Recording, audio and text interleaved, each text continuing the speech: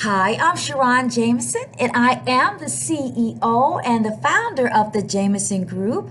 And we are a company that helps people identify their core identity so that they don't spend the best years of their lives doing the wrong things. And I know that we all have had that experience of dating the wrong person, being in the wrong job, being in the wrong relationship, being in the wrong faith tradition. We all have had experiences when we were in the wrong place. So what happens when we know that we're in a wrong place and we won't move? What prevents us from shifting? And that's a question that I have received a lot over the last couple of weeks. So I wanted to talk about what makes us stay in bad, toxic, unfulfilling, unrewarding, unhappy, unsatisfying places instead of moving forward to what we desire most. So, and the question is, why don't we shift? Well, I want us to look at shift as an acronym because I believe that there are reasons why people fail to shift, and the reasons have nothing to do with a person's sex, gender, economic status, educational status. It's because we are human. So what does shift mean?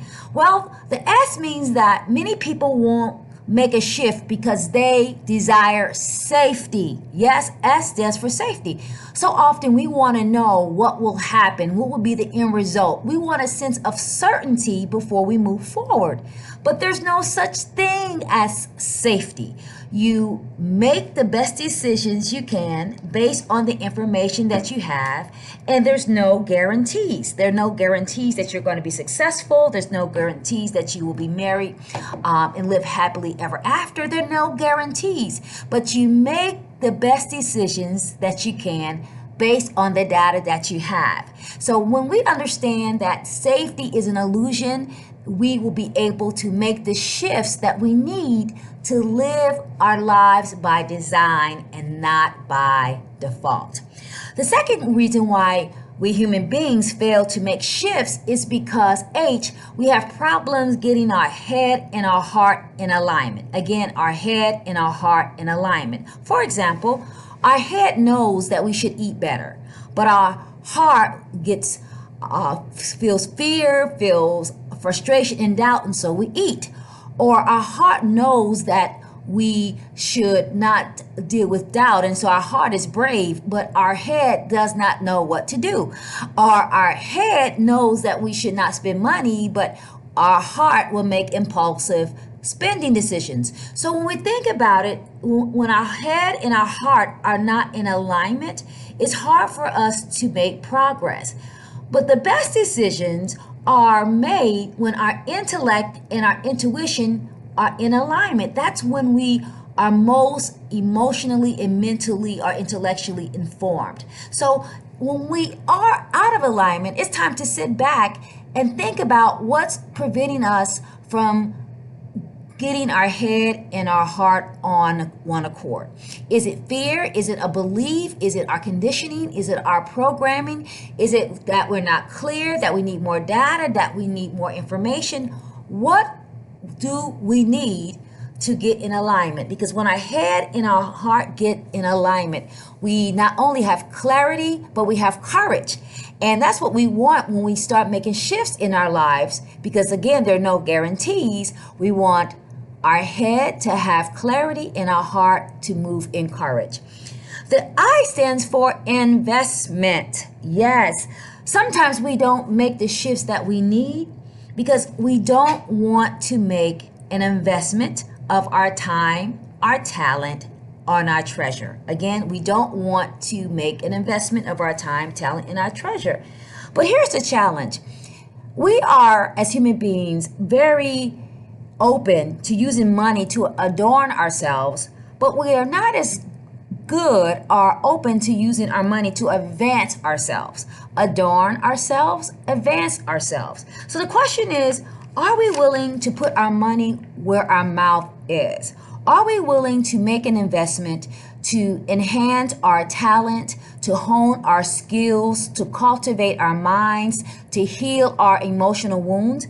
Because when we choose not to make an investment, we are really choosing not to grow.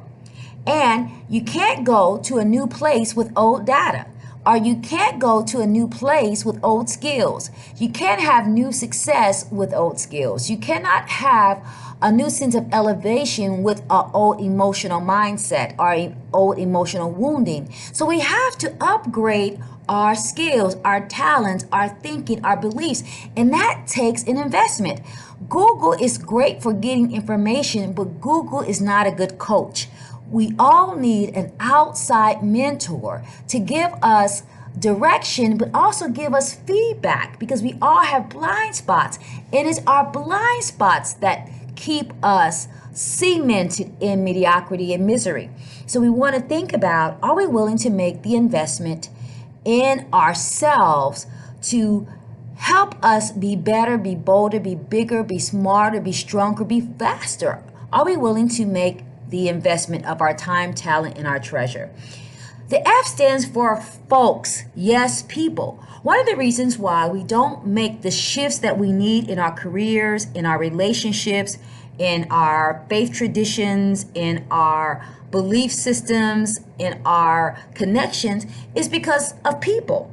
When we think about what's happening in our culture today, loneliness is at an all-time high. And some of us don't have really solid connections, so we don't want to risk losing our friends or our family. We don't want to risk losing the bond that we have. And so sometimes we stay in bad places and we settle for relationships and settle for environments and settle for beliefs that are beneath us, because we don't want to lose those relationships. We don't want to be lonely. We don't want to be a lone ranger. But that is why it's so important to have your heart and your head in alignment, because when you are clear, when you are courageous, you understand that you might have to step forward and step alone. It's so important to remember that sometimes we have to follow our conscience and leave the crowd, and we can only do that when we know who we are and we're willing to take risk and move forward along, so that we can make the necessary shifts that we need to have the life that we deserve and desire. The T stands for time. So often I hear people say, Sharon, it's not the right time, I'm going to do it later, as if tomorrow is promised. It's really a form of procrastination. It's really a form of fear. And so I want to challenge you to say you don't have to make one swift move and change your entire world, but you can make little micro changes. You can make little micro changes in your beliefs, in your thoughts, in your habits, in your patterns, to start to position you for success. So the right time is now, because tomorrow is not promised. And the S stands for no support. We can never be our best selves by ourselves. We know that. But if you look at any type of change that happens with the highest degree of success, for example, with addictions, it happens in the midst of community, of support. It's hard to make drastic changes in our lives without the support of a community, without the support of cheerleaders and people to celebrate us, people to challenge us and check us, people who can love us to help us be our best version of ourselves, for people to believe for us until we can believe in ourselves. So I want you to think about the shifts that you need to make in your own life. And I want you to ask yourself, are you not moving forward because you desire safety, which is an illusion? Do you need to get your head and your heart in alignment so that you can have the clarity and the courage to move? Are you willing to make an investment of your time, talent, and treasure to get what you most desire in your life? Are you allowing folks to hold you back and to hold you down and to pull you under? Or can you move alone? Can you follow your own conscience and not the crowd? Do you understand that time is not promised? So today is the right time.